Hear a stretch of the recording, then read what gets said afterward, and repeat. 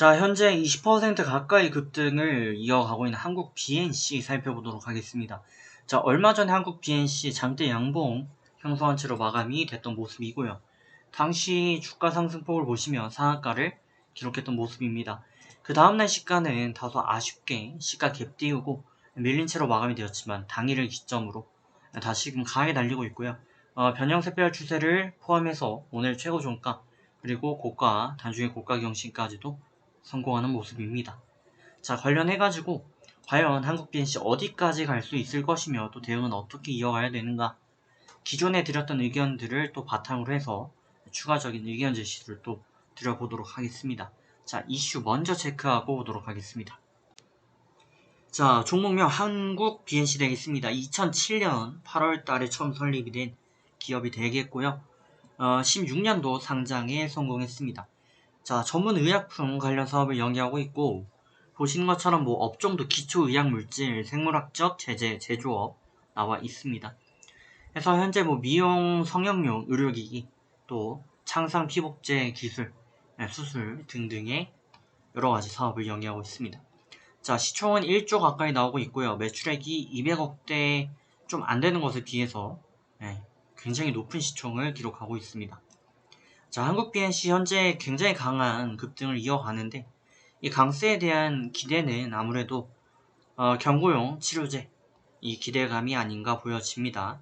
자, 경구용 치료제, 경구용, 그러니까 먹는다는 거죠. 결과론적으로 쉽게 얘기하면 먹는 알약이다 라고 보시면 될 것 같고요. 치료제, 코로나 치료제를 개발하고 있습니다. 내용을 좀 보시면 뭐 삼천당 제약 같은 경우도 경구용 치료제 중에서 특히 백신이죠. 경구용 코로나 백신, 뭐 이런 부분을 언급하기도 했고요.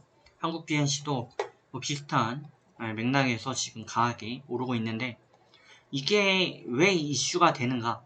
일단 뭐 코로나는 저희가 지속적으로 겪어야 될 수밖에 없는 향토병이 될 거라는 인식이 좀 강화되고 있습니다. 그런 와중에 코로나를 저희가 방어를 할 수 있는 방법이 현재는 거의 유일하게 백신으로 꼽고 있는데, 이 백신 중에서도 여러가지 변이를 감안하면 mRNA 백신만이 뭐 효과가 조금 더 좋다라는 그런 의견이 좀 퍼지고 있고요. 그러다 보니까 백신이 조금씩 이제 수급이 형성이 되고 이게 많아져 가는 과정 속에서 결국 살아남는 건 이제 화이자나 모더나 뭐 이런 쪽이 되고 있거든요. 근데 그럼 뭐 이걸로 끝이 되는 거 아닌가 싶을 수도 있지만, 결과론적으로 보게 되면 이 백신을 맞기 위해서는 굉장히 많은 것들이 필요합니다. 일단 백신을 만들 수 있는 생산 제조 기술력, 또 시설이 있어야 될 것이고요. 그리고 이거를 이제 운반할 수 있는 콜드체인 기술도 있어야 합니다. 그리고 이 백신을 이제 취급하면서 동시에 접종을 할 수 있는 그 의료 인력, 또 이거를 사후 예방할 수 있는 관리 인력도 모두 다 필요한데, 이게 후진국을 비롯한 지금 뭐 셧다운 등 굉장히 좀 락다운 상황까지 가 있는 그런 나라들에서는 굉장히 또 어려울 수 있는 그런 내용이에요. 뭐 인도 같은 나라, 특히 한국에서는 사실 주민등록증이 있지만 해외에선 주민등록증이 없는 경우가 굉장히 많습니다.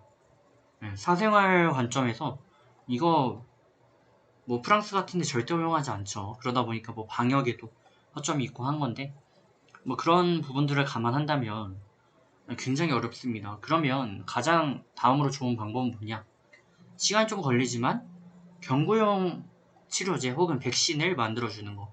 저희는 이미 이전에 있었던 팬데믹 상황에서 이를 경험한 바가 있습니다. 그때는 뭐 DNA 백신이었지만 벡터 백신이었던 저희 신종플루가 있었죠. 이거를 치료했던 게 이제 타미플루라는 경구용 치료제였고요. 이거 하나가 결국 게임 체인저 역할을 했습니다. 마찬가지로 지금도 결국에 코로나를 백신으로 못 막는다면 결국 함께 공존을 좀 해야 될 것이고, 이에 대한 좀 아픔을 막는 그런 역할로서의 경구용 치료제에 기대를 해야 되는 그런 모습이죠. 자, 그러다 보니까 한국 BNC가 강하게 반영이 되고 있습니다. 지금 살짝 밀려 있는데요. 바로 앞으로 대응법 간략히 말씀을 좀 드려보겠습니다.